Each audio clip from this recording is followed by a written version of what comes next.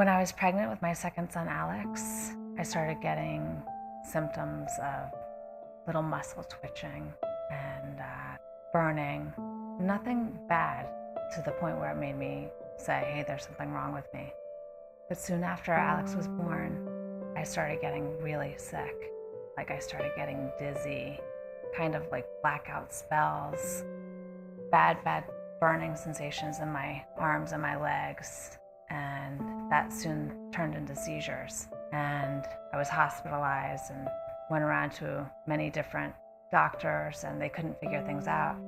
And then about a year later, right before my son's first birthday, I was diagnosed through a blood draw.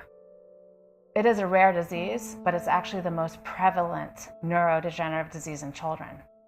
So it's really not that rare in the childhood form. Adult onset is rare.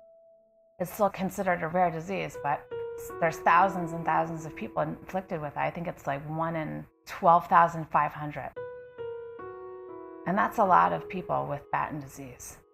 So something has to be done. We need to find a cure.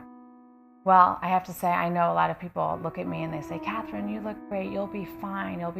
But I won't be fine. And no one with Batten disease will be fine.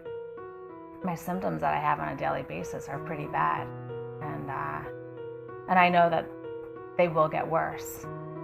Without a cure, there's going to be a time where I'm not going to be able to say, hey doc, can you tweak my medication?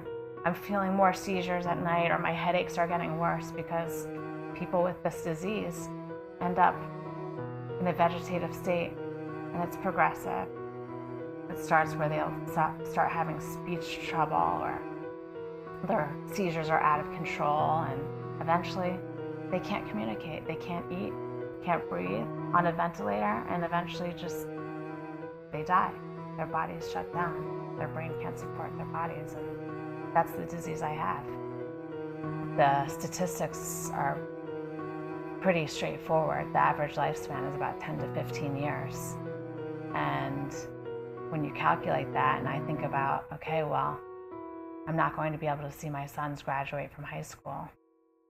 It's impossible to accept, but I want to be here to watch my boys grow up, and so I can protect them as their mother and watch them grow up. I want to see them get married and drive a car and, all the normal things that you would expect to see your kids do. And I want them to have a healthy mother who can take care of them and be there for them and watch them grow up. So that is, to me, that's as bad as it gets. That's the fear that I have. Both my children have a 50% chance of inheriting this.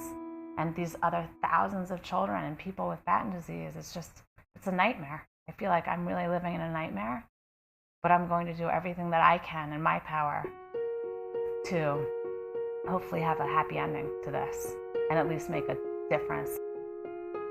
With the help of so many generous friends and supporters, family and friends that have reached out to me in my goal, it's amazing. And my hope is that we will find a cure for Batten disease, and this nightmare will be put behind me, and it will be put behind my boys and thousands of other people that are inflicted with this brutal, cruel disease.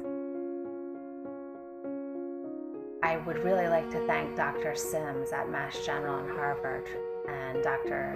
John Starpoli and Dr. Susan Kottman for the efforts that they're dedicating their lives to finding a cure or treatment for Batten disease. And they're doing incredible work over there. Cutting edge science that's really come a long way, and their efforts are remarkable and endless. The search for a cure for Batten disease is so much bigger than just me. It's so much bigger than my family and my foundation. A cure for Batten could have implications for Alzheimer's, Parkinson's, and other neurodegenerative diseases. Some of the research that Catherine's Hope for a Cure and the Beyond Batten Disease Foundation are doing could totally eliminate genetic killers like Batten disease in my lifetime and end the devastating fatal illnesses like it. It's a really amazing possibility, and we can only get there through the generosity of kind and caring people like you. Thank you so much.